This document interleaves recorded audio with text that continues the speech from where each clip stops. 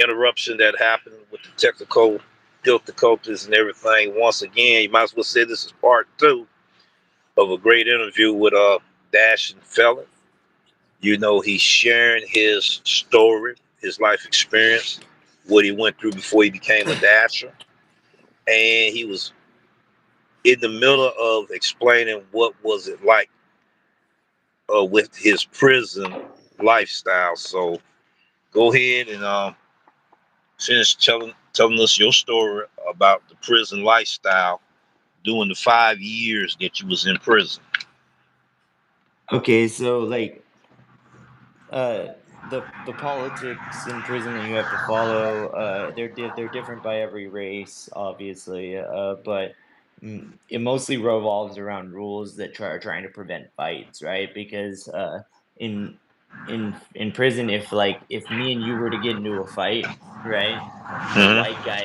all the white guys around are gonna jump in, and then all the black guys around are gonna jump in, and instead of a one-on-one fight, it's gonna be a race riot over me and you arguing over a dollar, you know. So like Right, things right. are meant to uh there's like rules meant to like ease that tension, ease that prevent that, right? So like you have Mm-hmm. to be when get to prison, right, they're gonna lace you up real quick on the rules and that you have to follow.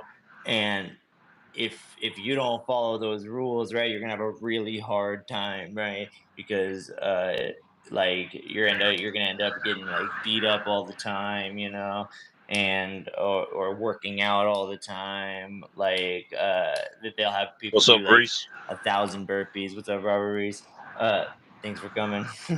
They'll have people do like 1,000 burpees, you know, break them off, and then if that doesn't work, they'll do put 23 seconds on someone, two people beating them up for 23 seconds. And if that doesn't work, they remove them from the yard, you know? So, like, Hello, Red.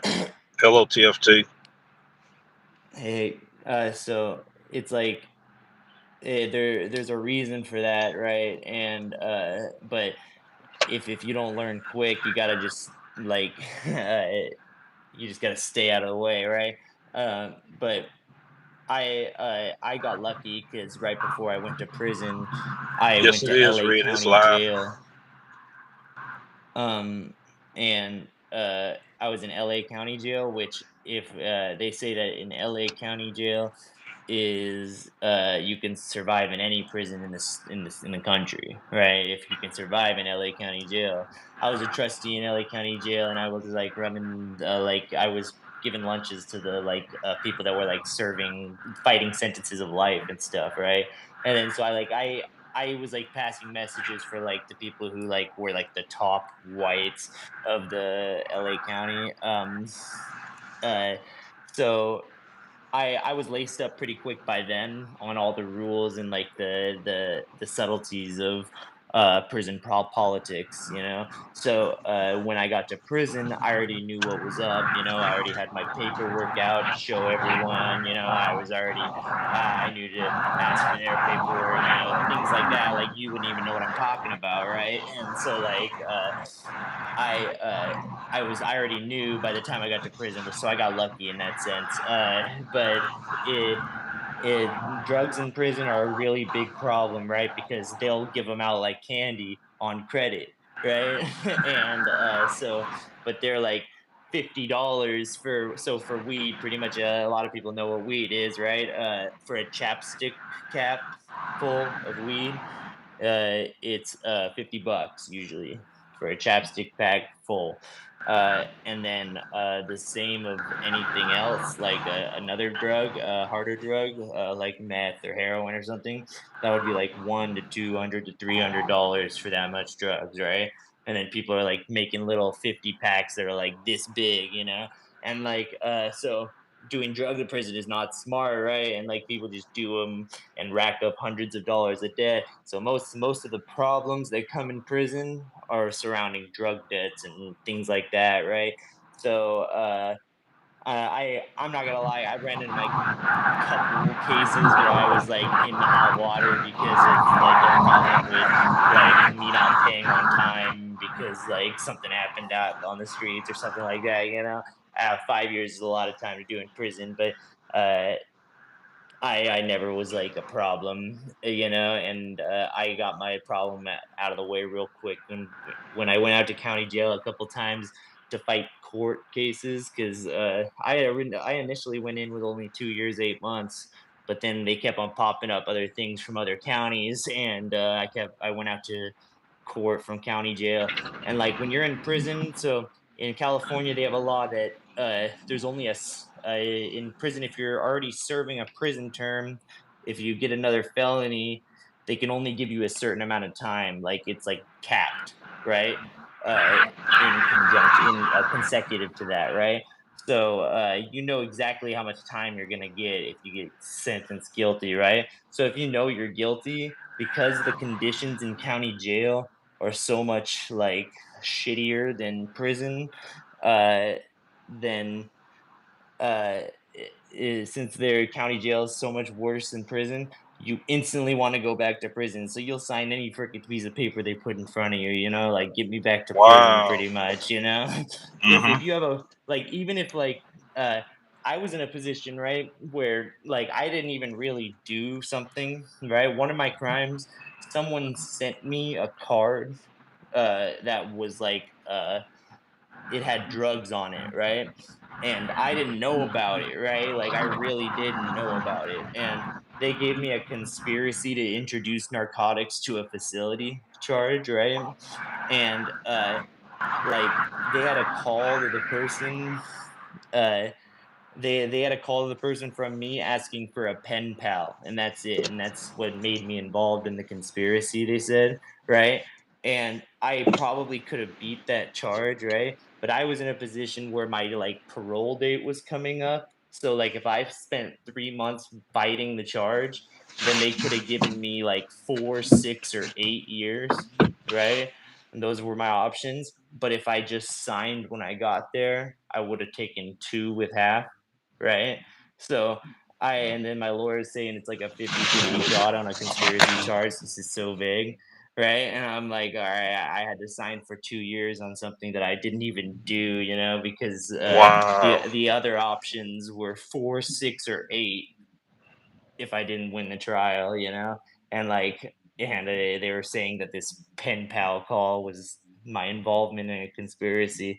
It's like, and like, I just, it's crazy. Like when you're like fighting a case from behind bars, how much little power you have from when you're fighting it on the streets, because like you're out to court from prison. They say it every time you go to jail. He's OT. I mean, to court. They say he's OTC from California Department of Corrections, Mm-hmm. so they already know you're in prison every time you go to court, so that's like, uh, what do they call it?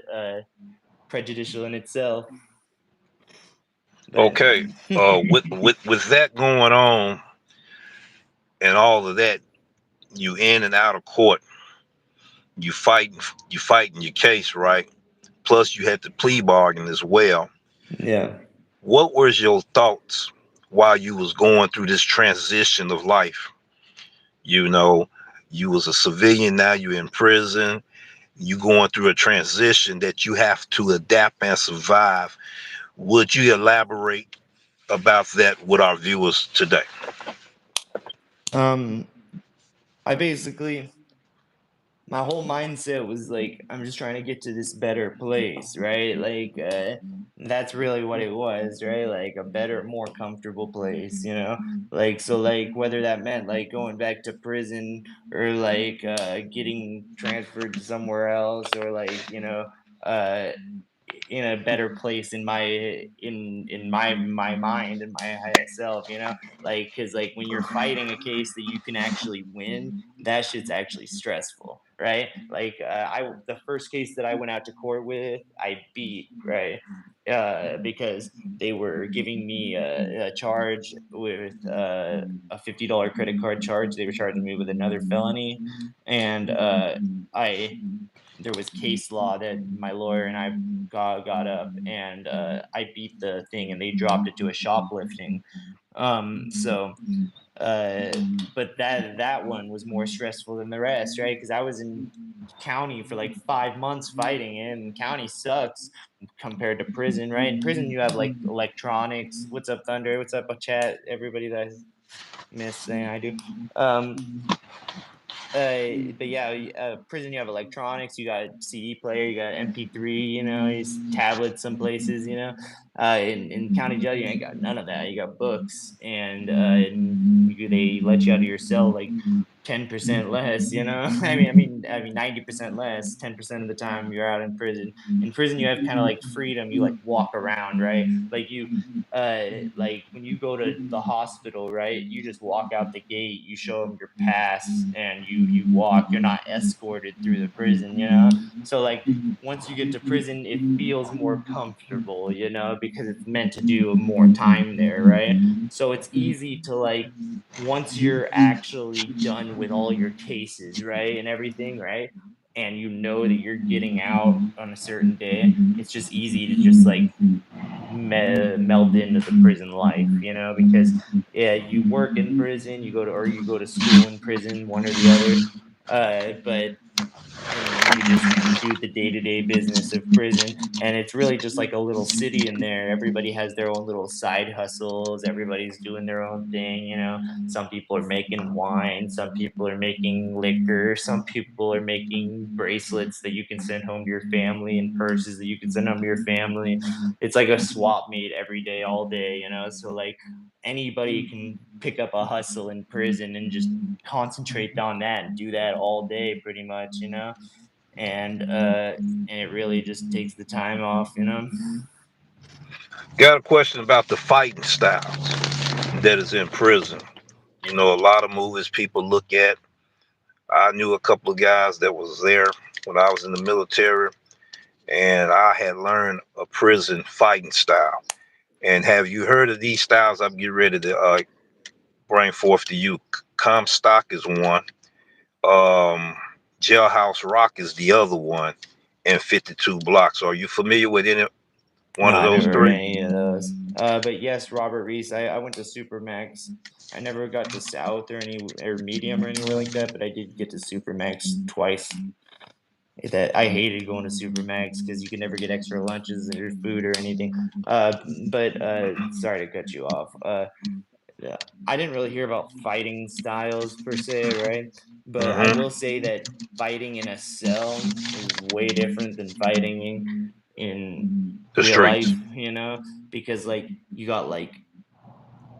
got obstacles to some people, or you got you know like helping tools, like you, because there's a bunk right here and the walls right here, so if you're like agile, you can get the bunk and you can get up and kick your fucking celly in the face or whatever, or kick someone in the face, like, and the like if you and like when you're in a fight in a cell, right, especially if it's locked, you don't feel like it's a fight, like, you're gonna shake hands and stuff and be cool after, you feel like it's like this person's trying to kill you, Right. and whether there's knives out or not, I never been in a fight with knives out really, you know uh necessarily, but uh you feel like you're locked in that cell, and like if you don't fight for your life right now, you're gonna lose, so it's a little different, but usually fights in prison, they're like organized, so uh say like and they're always like within a race. I've seen like twice in the 5 years I was down that you can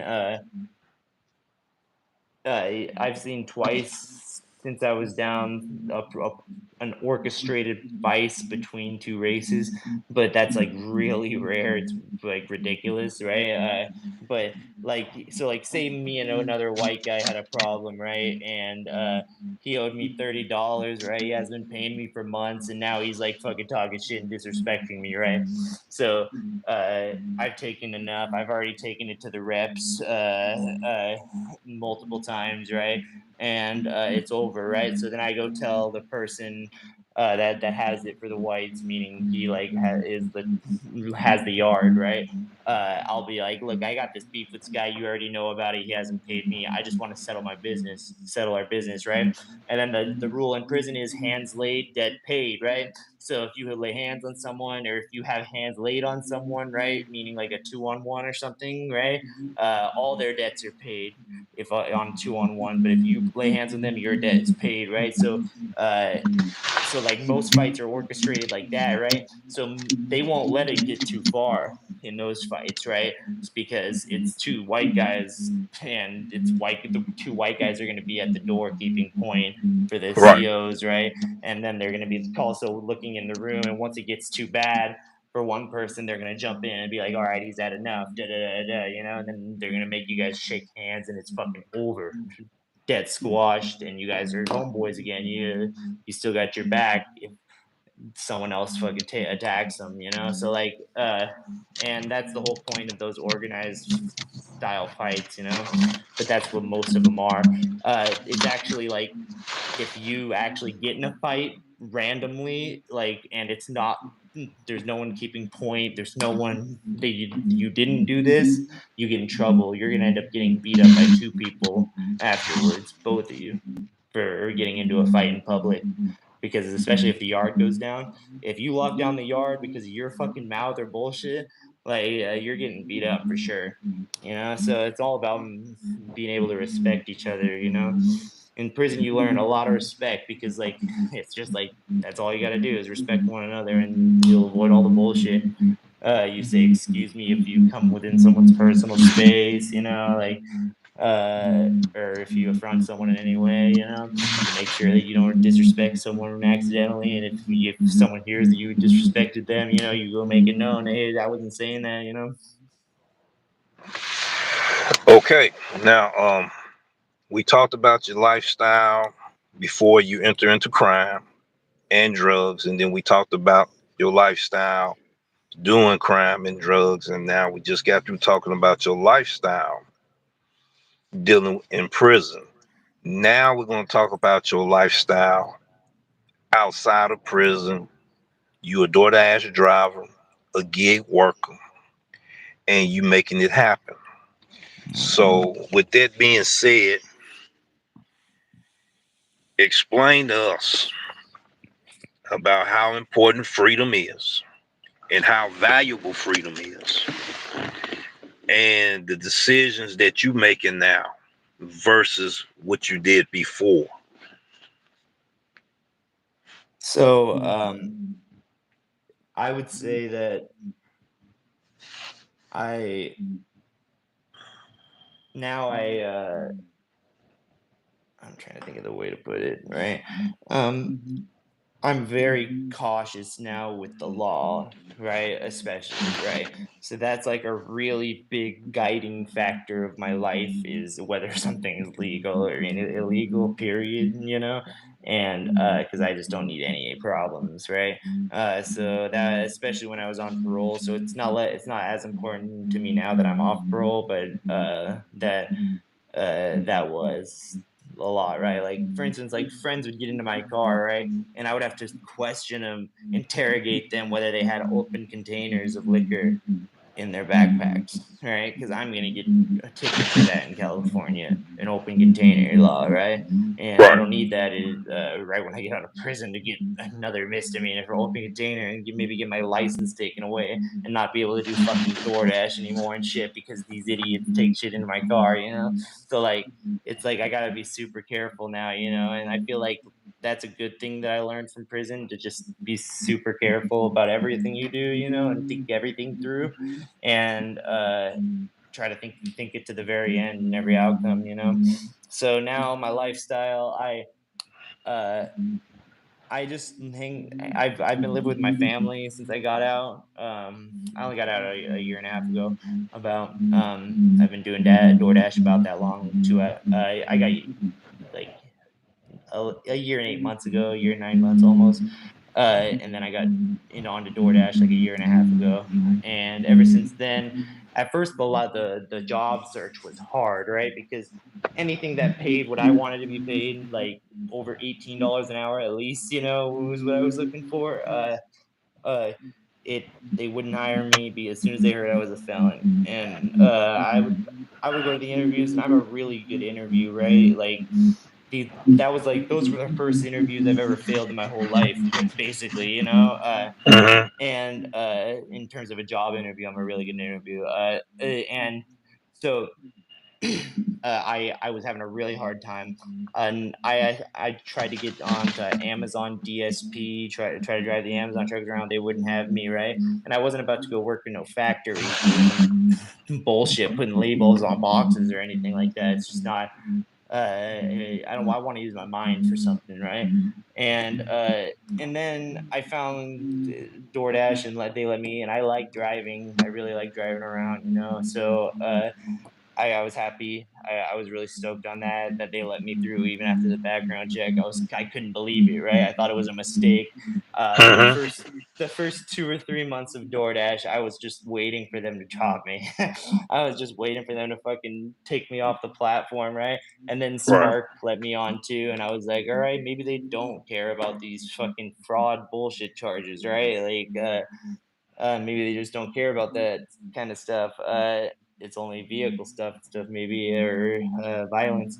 And so Uber didn't let me on, Lyft didn't let me on, but pretty much everyone else but Instacart let me on, and I was blessed for that, and I was able to go out and make money when I had to and when I needed it, and I was able to make pretty good money after I learned the techniques, because instantly when I do something, right, I try to like think about how it works, right? Like how is this system working, right? That's why I was good at fraud. That's why I was pretty deceitful in high school, and like and all throughout my life. And that's how I figured out prison pretty quickly, is because I try to figure out how it works once right when I get there, So once I started like realizing that, like how the DoorDash, it gave you like how the AR system works and Top Dasher works and all the bullshit that goes along with the stats and whatnot, and order acceptance, like what orders to accept, right? As long as I started as soon as I started to learn that there is a system, right? I learned to Hmm. try to start like seeing how you could beat it. So I started trolling the Reddit threads, like watching all the YouTube videos I could find. I would watch every piece of YouTube that I could find on DoorDash, and I just tried to learn everybody's methods, everybody's different things, and I came up with a method that really worked for me, and that really like toyed with my brain the same way fraud would, is trying to learn how to beat the DoorDash system, So, and being that's my major app that I use, so I feel like I've gotten really good at it after Okay. Okay. So in 20 your area, whatever. in your area, you don't have the tier system yet, right? No. Okay. And so you on the basically the diamond. You're still in the diamond program with earn per Yeah. offer. That's probably one of the best programs that I Mm. have done in DoorDash. You mentioned about you looked at different YouTube content creators. Who was the first one or the first two that you saw that intrigued you and interested you in learning different techniques from them? The first one that I stumbled across, the very first, was your driver Mike, Hmm. and I got through all of his videos pretty quick. I like his videos. Hmm. He's a pretty cool dude. He seems like, right. But Hmm.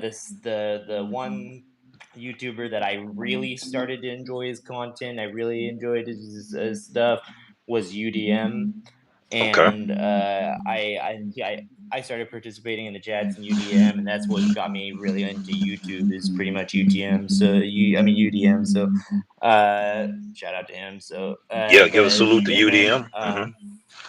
Hmm. after I found, so like I had a really hard time with motivation, right? like motivating myself to go out and work if I didn't necessarily need the money right now, you know? So and so that was my major struggle when I first got out because like I used to be like a hyperactive person. I couldn't sit in one place for very long, right? But now Right. after being in prison for 5 years, right, I've learned how to sit and just relax, you know, and just like be in oneself, right? So like now like I have a hard time motivating myself to go out and do the things that I probably would have done naturally before, you know. And so but after I found the Gig Wars official team and live stream and whatnot, right? And Right. started hanging out with that group of people every day while I worked. It just made work, and started using the Gig Wars app for the wars, right? It just started making the work way more fun, you know, because now I had a Right. group of people that I knew every day that were my friends, you know, Right. and that I would just go hang out with while I worked every day. And then I started seeing familiar names in the chat, and then I started, you know, having like this little tiny like group of people that I could like go and be like, hey, is your guys' day sucking too? Hey, is your guys, and that gave me the motivation to go out a little more, and that's just what I needed, you know. Right. So That's the beauty of it. Uh huh. yeah, I've got nothing from positivity, nothing but positivity over there. So yeah, I'll Give a salute to Red and her team over there at Gig Wars Official. yeah. You know, for bringing positivity to the community, and you are a product of that. Yeah, I And got invited on the team and I was happy for that. But it was that wasn't even really what it was about. It was just about community, you know. And I think that that's what this community needs to do, is not pay attention to bullshit and petty dramas and like little things like that, infighting about nothing, you know.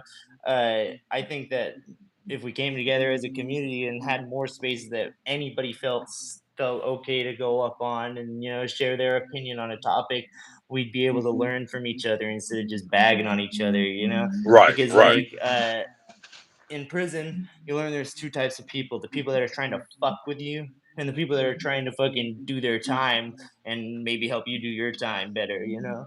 right. And Make your and you life don't want to easier. deal with the people that will fuck with you, you know, like all the Right. time, every day, you know, especially if they're little backhanded bitches that won't even say things to your face. You know, Mm-hmm. like they'll wait till like you leave a panel and say something or something like that, you know, like and so like nobody likes the childish gossips, high school, not even high school, more like middle school Right, girls, right, you know. And I just love the community of the space and just being able to relax and kick it and joke around with people all day, you know. And like I don't see where all the negativity has to come from. right. And then the camaraderie, because I used to do the live stream ride-alongs, just like what Red and I'm doing now. It is therapeutic for a lot of Yep. drivers because this is a stressful business. You know, you're trying to crunch numbers all day here. You know, you're trying to figure out how you can keep it consistent here. You know, from single apping to multi apping, and the competition that's out here, and the apps themselves constantly changing, and you got to constantly change with it. You see, it can be very, very much stressful for a lot of drivers, and then driving a lot of hours, you're alone in your own vehicle, you know, and then you go to certain areas and drivers looking at you like, what you doing over here? This our area. You know, was the experience when I went to the airport. When I got started with Lyft, I'm like, wow, it's like this here. And then they started seeing me come more and getting more rides and everything. They was like, man, we need to find out what his secret is and coming in here, making his money, getting out of here while we here all day long. So yes, that's the thing that we do need to do. You know, brain positivity, share our experience. There's a lot of things that we can relate to. True enough, it's different markets, but our markets are similar as Yeah. well. You know, decision making is the key to being able to work your market. You know, the And knowledge and the and I wisdom. want Go ahead. to say something real quick right now, right? is Go that ahead. these markets are different, right? Like you said, right? But there's also a drastic difference that nobody talks about, nobody thinks about, right? Is gas, right? Yes. These places Yes. that are making more money than you. Have you ever looked up the gallons as how much of a gallon of gas is there right now? You know, Yes. because like I see people posting pictures online right now of 260 gas, 360 gas, right? And I would shit my pants and head right to the gas station right now if there was 360 gas somewhere near me. Like, and I would Yeah, it's stock pretty. up, you know? Yeah, it's So, pretty like, cheap here too. It's pretty cheap. It's anywhere from 245 for regular yeah, to like three exactly. seventy nine. You know, in So, certain like, areas so like like that. if you look at that, if you try to think of it proportionally, right? Like my gas, like I get it. I'm lucky if I get it under $5 right now, right? Like I think the last time I Wow. filled up, it was like 470, right? Uh, Mm-hmm. and that was at the cheapest place in town. Other places were like 515, 520, right, or 510. And but so like proportionally, that's like two thirds, right? If not less, right? So half. So like if I'm making $40 in an hour, right? And you're making $20 in an hour. That's like kind of the same gas to money ratio. You know what I mean? So like, Mm-hmm. and then if you're making $25, you're pretty much making the same money to hours to cost breakdown ratio as me, and you're making less money on the app, but you're making more. You might even maybe making more than me at some point and less money in the app, you know? So you got to think about it like that True. proportionally. Where do you live? What's the costs of everything? Yeah, the You cost of know? living. That's correct. I know you mentioned earlier because I'm gonna wind up doing both lives. I'm gonna try to see can I put them all together as one. You know, the question I wanted to ask was you was talking about earlier that you had an accident, right? Okay. And was it an automobile accident or was you doing longboard? Longboarding, skateboarding. Okay, Like skateboard. me and my friends would bomb hills, like and we would go like 40, 50 miles an hour down these hills on Wow. longboards and skateboards. Like we were doing stupid shit wearing just a helmet and that's it, you know. And I basically hit a crack in the road and got speed wobbles really bad while I was Ooh. going really fast down a familiar hill. And I got speed wobbles, and I like got thrown off my board from them. They were so bad, and I tried to get to the side of the road where there was like a grass whole hill, you know. And like as soon as I took my first step, my body just went like that, and I hit my face on the curb. Mm-hmm. Mm-hmm. And I shattered my face in 13 places. Like Wow. it was an orbital socket fracture, and like all the way down right here. And it went through. There's two holes right here where the sensory nerves of your face go through, and Mm-hmm. the crack went clear through that hole, and then the nerves dropped into it. So I had to have like facial reconstruction surgery where they widened the hole and then put like a cheek implant in to uh, my face was pretty caved in after the crash. Yeah, You went but through a that's whole just lot, young man. You went through a whole lot. yeah. That That was you when I went was like through. 13 or 14. Wow. And then the painkillers that you was talking about. That's how you got actually introduced to drugs, right? Yeah, And that's then what changed my mentality about drugs. okay, Because okay. before that, I had been trained to be above the influence, you know. And I would tell people, you know, that shit's not for me. I don't care that you do it, but that shit's not for me. That was my whole that went with my name back then. Basically, you know, everybody knew that, right? And then all of a sudden, I did a 360 flip because my face broke.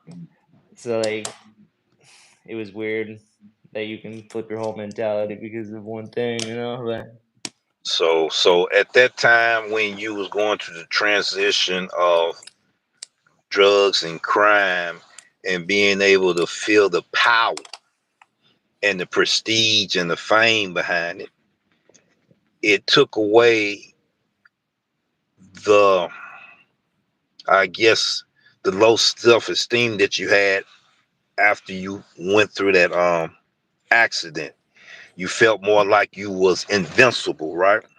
well, what took away my self-esteem, like problems that I had when I was younger, maybe, is drinking for the first time, right? Okay. Because as soon as I drank for the first time and I realized I could say anything to anybody drunk, right?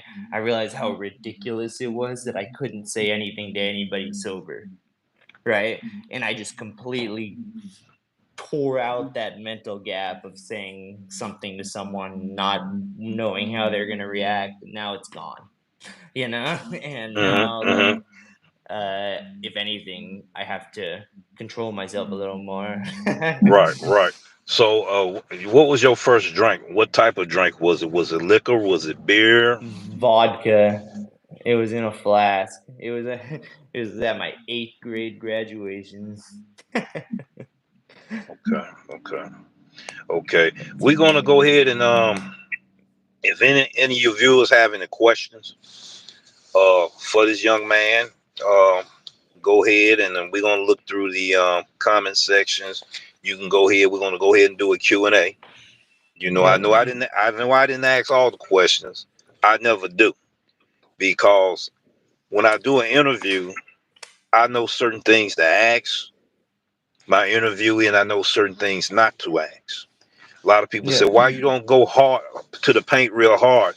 Because you got to look at this was this person's experience. This was this person going through some things in life, and sometimes you don't want to re-trigger certain things as well. I commend him for his bravery and courage to come on this show today to be interviewed and to share his story, hoping that someone else hear this story, maybe a first time viewer. You could be a gig worker or not a gig worker. Life is real. Life is life. You might can be able to relate to what he's going through. You might be going through it right now. Now hearing him talk about this experience can give you some self motivation on if he got it together, maybe I can too. So anybody got any questions? Feel free to ask those questions right now. We starting the Q&A right now. And while we waiting on questions, you can go ahead and read the comment section. Uh, Dash and Felon. Hello, Tasha. How you Yeah. doing? Yeah, go ahead. Oh, no, I was gonna say. You go ahead and read them out loud, and then respond to each comment. Alright, Robert Reese said, "What a part of doing time in LA County Jail helps you with hitting your goals doing deliveries?" Um, hmm, that's a pretty hard question. I'm trying to think on that. I guess, I guess I was doing deliveries in LA County Jail, and there was a lot more roadblocks than there are uh, on the streets. Like I was taking things from one pod to the other, and dropping them back off, and I would have to like have things lined up for the next day. You know what I mean? And like I would have to know how I was gonna route it, like how I was gonna get from one pod to the next, and get the guard to let me in over here. Da, da, da, da. So I guess that in itself probably helps my deliver that routing skills. I had to think of a clever answer for that one because I couldn't really think of anything else. He said something about had you ever hit the wayside? Oh yeah, I did. I think I already answered that earlier, but I hit Wayside. Yeah, I hit Wayside when I went up the first time, and when I went back to court to LA County one of the times when I went out to court. So it sucks once you get there. If you're in the main jail and you're anywhere that's like okay in Men's Central, uh, and then you get shipped to Wayside, like the dorms are cool, but they just like don't.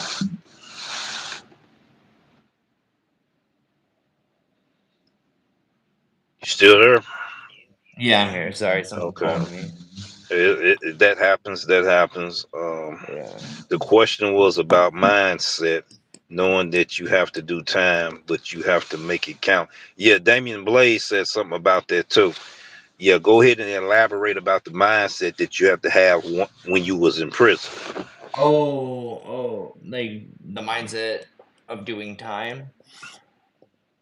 I guess like what really helps you doing time is closing off your mind so that your world only contains whatever space you have um available to you, right? Whatever space you can move around in. So like whether that means a pod in a county jail that they're keeping you 90% of the time, right? Or that means a cell that you're locked in 90% of the time, right? Or whether that means a prison yard that you're allowed to go out in, right? But like whatever free space you have available, that's your world, right? And phone calls out is like calling a whole other world. Watching the movies and I mean watching the news and stuff of what's going on out there, that's a whole other world, right? And once you like learn how to just make your whole world that, you know, it just makes it like fly by way easier because it's like, you just it's like you start dreaming of prison, and that's when you realize you've been down for a long time, is when you see all your dreams are of prison instead of the streets, and just weird normal things that are going on in the prison, you know. And Um, there isn't, by the way, like prison isn't like on TV. There's no rapes going on. Like no one's having sex if they don't want to have sex in jail, and it's nasty when they do, and they usually get segregated. Like in LA County Jail, all the fags. I mean not fags. Excuse me. All the gay people who go up to the ninth floor. They with baby blues they wear. okay, Gig Wars official Red said Felon makes this work look easy. He's a natural at multitasking and has a positive outlook on things. He is a joy to hang out with while I work. Okay, I'm gonna go ahead and address everybody that's in the comments here that came today. Hot Facts Robert Reese read. TFT was here.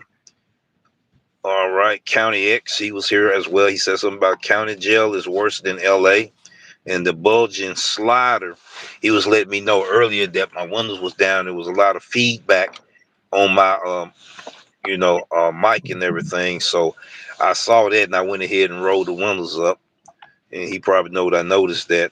What's up, Thunder? Thunder might not be here now, but we acknowledging him as well as being here. And Damian Blaze was also here, and we appreciate him being here. Nick Rose here as well. Tasha Green. Let's see who else. All right, now reset. Can a car imprison a person doing Oh, you already answered that. All right, Mikey, what's going on? I appreciate the way he takes accountability, but explains how things happen. Yes, that's what it's about. Real recognize real, and that's what he gave today, and that's the reason why I commend him for his courage, as well as coming on this show, sharing his story, sharing his life. With the rest of us. Somebody gonna take this as a positive, motivational message. To where it could be somebody listening to him, maybe homeless, maybe in prison, got a chance to get to YouTube and hear this for the first time, or first time viewer going through struggle. Somebody might be getting ready to commit suicide and then heard this and then change their mind. You don't know who you may touch out here in this world. And he talked about positivity. He talked about a community coming together, doing positive things, encouraging one another, edifying one another, which means building each other up. You see, those are strong message for us to take in for today. And we in this world together. We might as well try our best to get along and live in this world and be able to adjust to what's going on. And I want to ask you a question about the new rule that has taken place for gig workers. Have you heard about that new rule?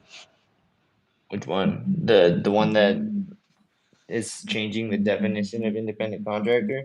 Yes. I'm pretty sure. I don't know. I got the email from DoorDash. I thought it wasn't changing anything for us, pretty much. Well, the thing is that they saying that we will still be, because I did a survey last year, and the ones that got an email did a survey. I'm quite Yeah, sure. I did it too. Don't Okay, worry. okay, and I wanted my freedom. I want my freedom. Me too. But there's going to be laws, rules, and regulations as well. So drivers don't get misclassified as employees. We got to see what that outcome going to be, and Yeah, then we need to push for it not to be everyone. I'm glad 90% of the people said. I was really worried about people saying they wanted to be employees because people don't understand what that entails. People don't understand what that means when you're agreeing to be an employee in a company, you know? They could literally say that you can't work for any other gig companies because they taught you your skills of that specific gig company. So they could put it in your contract that you click agree on automatically on your screen that you can't work for another company for 2 years, even after they fire you, you know? And like they can do shit like that, you know? Like they can literally do things like that if you're an employer. So like you do not want to be an employee of these companies. yeah, I remember when Bike Squad was when I worked for them. You were an employee. If you did 30 hours, you can get the health benefits and all of that. But when you did your block, you got to do your block. You Mhm. know what I'm saying? So yeah, then it switched over to an independent contractor. Let's see who else. Anybody else got any questions? Why is it so silent in this room? I know people got a lot of questions they want to ask this man, but we only got 15 minutes. We probably done already took 10 minutes of that time. You can ask this man the questions right here on this channel, and I'm quite sure you're gonna get more interviews as well. And tonight, when I get ready to go on live tonight, I will be showcasing your channel. Thank you. Called small content creators. That what we do. We support to promote small content creators. The way you don't feel the pressure that you got to jump on somebody bandwagon or ride somebody coattail. And we gonna work together as small content creators. Collaborate with each other, promote each other. Get people to know who we really are in this business and everything. And it's gonna work. It's going to work. It's definitely going to work because I Yeah. see the changes that's going to take place, which will be positive for this community as well and for individuals. A lot of people may realize and may not realize how therapeutic it is, doing this type of work, to where they don't have to feel like they bogged down to rules, even though there are still rules, but it feel like you locked in Hmm. in the 9 to 5. And a lot of drivers told me, I don't know if I can adjust if I had to go back to a 9 to 5. And Yeah. I can understand that because your freedom, you being your own boss, right? And now you finna have somebody be over you, you're gonna feel a certain kind of way because you may have ideas that may work better for how you use your technique to get production out. They may tell you no, even though it's working good and it's meeting the productivity It's just not the level way we we do want. it. That's not the way we do it, not the way I want you to do it, and being able to have time off. And you got to go through the red tape, you know, of getting time off and all of that. So a lot of us drivers want our freedom, to be Exactly. able to, breathe the air, work when we want to work, and all of that. So anybody got any questions? Yeah, that's when the biggest mistakes I think that people that do this work their mentality of doing it is they need to break the employee employer mindset with these apps, right? Because even though they know they're independent contractors and they know this is gig work, right, they still think that while they're doing the job they still think they're an employee, right? It's like they still carry those characteristics, right?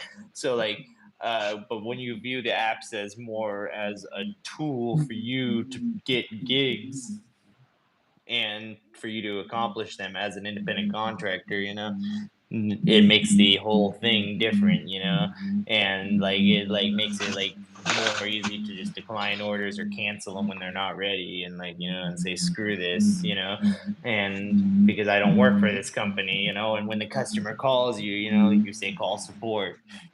Some people think they have to handle the customer's requests. They have to go back to the store and get the drink for the customer, or get the sauces that the store forgot, and they're wasting all this time when they could be on their next order already if they told the customer to call support. And another dasher could get paid for that replacement if they wanted it. So like that's that's just one thing that I think. All While right. I'm waiting for other people, Well, I I look don't think like anyone else. no. I don't think they're gonna ask any questions. They like to ask them before I get off into the topic and everything. But we're gonna start, training people into their mindset to ask questions at the end of the show. Now, there may be certain questions I will address during the show, depending on how hot the topic is and how hot that question is at that very moment. I Right. appreciate you being here, and I would like to have you again on this show, if that's all right with you. I'm You down to come know, back. that's good. That's good. Do you have any last words or encouraging thoughts that you want to share with drivers, especially young drivers that are out here? And one thing I wanted to ask, since it came back to my memory, is that do you think that a lot of drivers that come out here, they drive to feed their habit? What I mean is, my smoking habit, which is my cigarette habit, my drinking habit, my drug habit. I DoorDash for these habits, or No, gambling. Okay, would you go ahead and share your thoughts and perspective on that with us today? I mean, I view all of that as like your like life bills. You know what I mean? If you have a habit that you're gonna do every day, you just gotta you gotta chalk that up as your bills. You gotta count that as the same thing as rent till you quit. Like basically, that's the way I view those kinds of things. Like I live in California and weed's legal, so I smoke weed, right? And but I gotta like account for that every week, and I don't view that as anything but just life costs because I got stomach problems. I needed to eat pretty much, so All and right, feed that appetite. Okay. Now the yeah. next question I want to ask is, with drivers that could be addicted to these things, Oh, okay. would it affect the way they handle their business as far as business etiquette, quality customer service, and professionalism? Will they actually take proper care of Um, the food and product, or are they just saying, man, I just want to make my money, boom, I don't care, boom? Because I have seen drivers that does that. I They don't don't. think it has to do anything with the addiction or their gambling addict or their alcoholism or bills or anything, right? I think it has to do with the person, right? Bingo, bingo. There's a people, there's good people and there's bad people, right? Not really like that, right? But there's I feel what you're saying. considerate people and Right. inconsiderate people. That's really Yes. what it comes down to, right? Like, are you empathetic? Are you thinking about how the other person's gonna feel if their food has been like knocking around in your back seat the whole fucking time you've been driving, Right. just because it's a non-tip order and you had to take it for some reason, Right. and like uh I agree with giving the customer service that the people paid for though. So like if I'm doing a $7 order, right? They tip me like $2 or $3 max on this order, and I realize it's a pretty big order, and like they start asking me all sorts of requests and shit, like I'm gonna probably ignore them or say that I can't do it. I'm already out of my way out the store. Sorry, right? Because they didn't really tip me that much. Bro, why would I go back into the store if I'm already in my car and go out of my way for a customer that's not really showing me they respect my work, And Right. Right. but if someone's tipping 12, if it's like a 12.50 order from McDonald's or something, you know what I mean? And the customer, I'm already driving out of the parking lot and a customer asks, "Hey, do you think you can ask for some X, I might stop the car and go back in, and ask for this salsa or whatever the fuck the customer wants, because they're paying for good service, and that's Right, the way right. I view it. Especially when you have like your high ratings on those apps, right? Once you get like your ratings high enough that you don't really care about a 1-star rating, that's when it gets kind of dangerous because like you really find out what people are like probably, because like I know I do it. I like if a customer doesn't give me a gate code to a gated community and there's like no one coming by and whatever, I just leave the food at the gate. I don't give a fuck what that customer says to do, like if they're not gonna give me Well, a they gate didn't code answer. or They didn't answer the phone call. I had a situation similar to that today. They didn't answer the phone call, so I drove away with the food. oh You yeah. know, yeah. The reason why I drove away because I was having a problem with the phone. Every time I go to this apartment complex, the phones go haywire. Every Oh driver yeah. had this problem, so they didn't get contact with me. So as they saw me drive away, they called me because they didn't answer the phone call. So it might have been due to the phone acting haywire. It dropped the call. So I drove down a little further, and it probably that's when it hit. They called. I said I need the gate code. They gave me the gate code and everything, and then the phone went haywire again. So I took a picture with the camera, Yeah. and what I did a screenshot of it, and I put it in my Google photo. Then when I was driving out of there, and when I was able to get back connection with the phone, I went ahead and took the picture and tapped the icon. I was able to download that picture from Google Photo and put it inside the text message. Okay. And also put it inside where you said take a picture at, Yeah. was able to put it inside there too. So is there any last words you want to share with our viewers before you go? um just that the whole point of this community is like information, right? Like trying to get information, glean information off with others, and then except for like the live streams, which are like hangouts where you want to hang out, you know what I mean? But I would highly suggest that anybody who's doing gig work, literally anybody, whether you think you're an expert or you think you're a beginner, right? Is go on Reddit and join all the Reddit threads that talk about this stuff. Go on all the YouTube channels that you can find that talk about this stuff and then watch everybody's experience everywhere and then use that combined knowledge to come up with your own strategy that you think will work in your area. And if you are in an area that seems to suck, look around you because there might be an area right next to you that's way better, and it might be worth driving there to do. So that's all. We thank you for being here with us today, man. I know you got other things to do. We thank you for taking time out of your busy schedule because you be crushing it out there. And we appreciate you, and you will be invited again on Thank you another very much. episode. I got some ideas that I want to do this year. So each person that I interview, I will be getting back with them and ask them about certain things, what their ideals are, and what do they think about this ideal and all of that.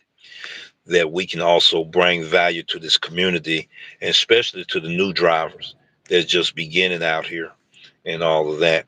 So we appreciate you for that, ladies and Oh, wait, gentlemen. Go ahead. one more thing, real quick. That with DoorDash specifically, right? You'll always hear me harping on about this. If you ever watch me or any of my shorts and stuff, I'm always harping on about this, right? But I Mhm. believe truly that the DoorDash algorithm can be worked with, right? And in order to make it so you're seeing better orders, right?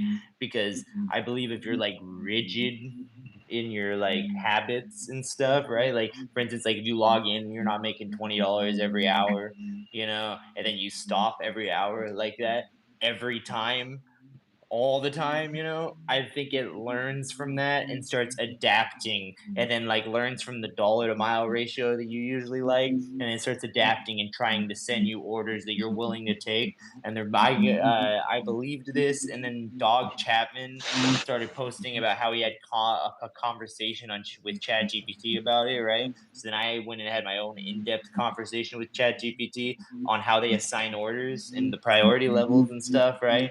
And it goes off a lot more than AR, So I would highly suggest asking AI what they think about the AI in DoorDash.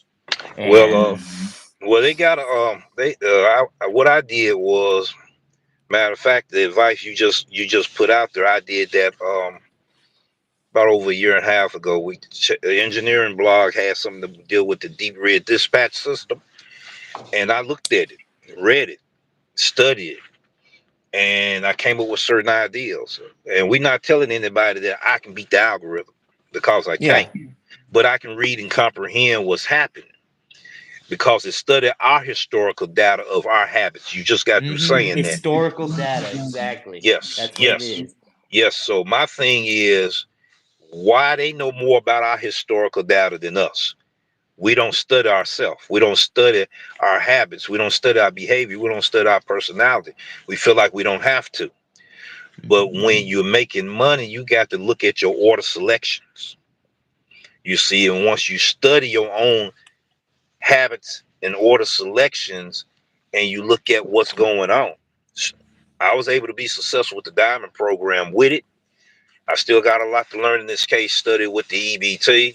And Red just got through saying something about the EBT too. She said, I felt like an employee doing EBT the last 2 days.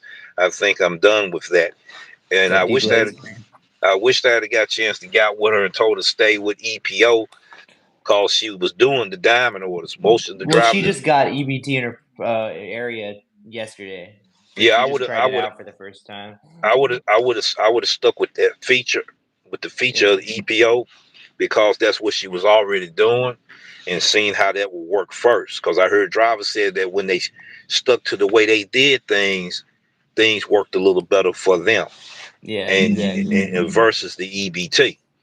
You know, the EBT is a beast to work with. You know what I'm saying? It's math and it's science. It's all math and it's science.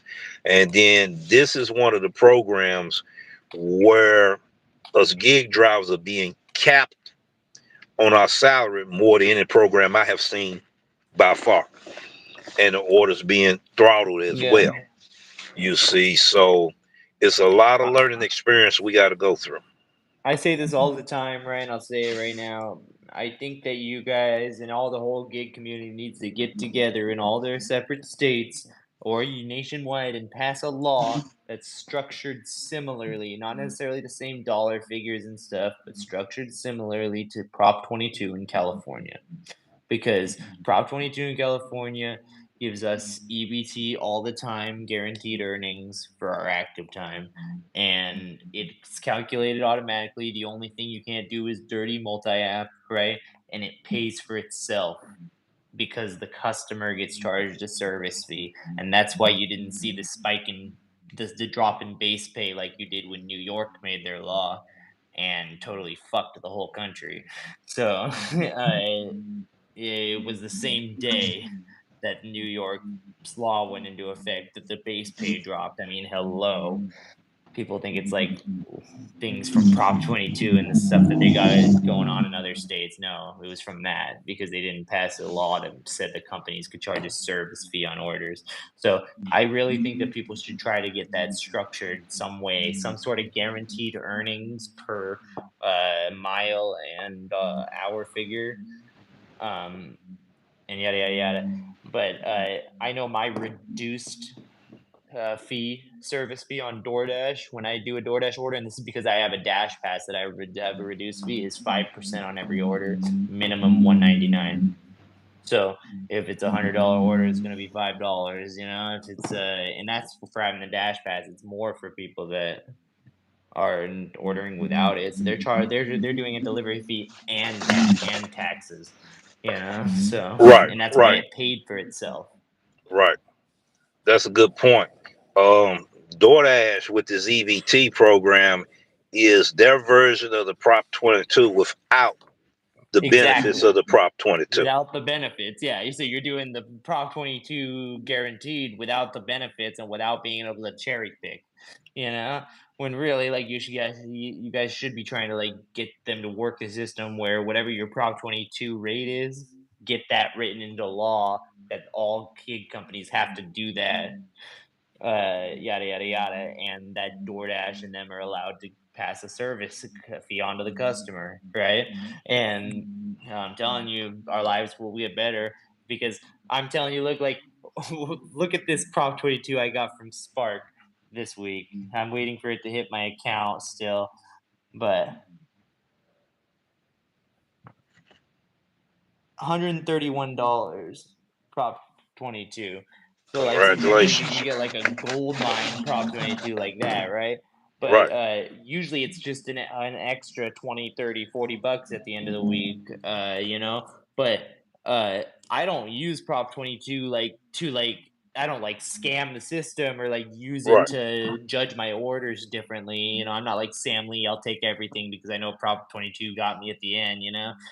But I still cherry pick and I only take good orders and I only take orders that are acceptable to me and I still get money almost every week. I think now there's 3 weeks that I haven't gotten money the whole time I've been doing DoorDash. 3 weeks that I didn't get money from Prop 22 and I cherry pick like a motherfucker and I get as fast to the customer as I can with every single order, you know? So it's not like I'm like driving slow to try to milk the order out and like it's like I'm not doing any of that stuff, and I unassign immediately if I think the restaurant's gonna take too long. So like it's like I don't stay in restaurants longer than a couple minutes ever, pretty much, you know, and I still get money at the end of the week. So I had to it's use I, beneficial. I had to use various of tactics and techniques, man. Just one not going to work. It'll work one moment, then I had to switch and adapt because I'm in a Yeah, super saturated market. That's the reason why that it's more sucks. drivers than it is orders, I hate and that. yeah, it's more like a crab in a bucket mentality here. Yep. So it's like the survivor of the fittest here. Hmm. You know what I mean? So, ladies and gentlemen, once again, we thank you for coming to the show. Being able to experience and hear this man's story about his life, his struggles, his habits, and his time in prison, and how he was able to adapt later and overcome those things and learn from his mistakes. And he's out here on a new journey. We all have a journey, ladies and gentlemen. It's about decision matters. I got to still work with that banner. Them words kind of off, but it says decision matters. It's what type of decisions we make, ladies and gentlemen. Then we got to know that we got to deal with those results of the outcome of those decisions that we make in life. Those are my last words. Peace, take care, and everyone have a great evening. I thank you Thank again, you for man. having me. No problem. We'll do this again. All right, Thanks have a everyone in good the one. chat. Robert Reeves, D Blaze, Red, everyone. Thanks for coming by. Thank everyone for coming by. All right, take care. Peace. All right, you too, man.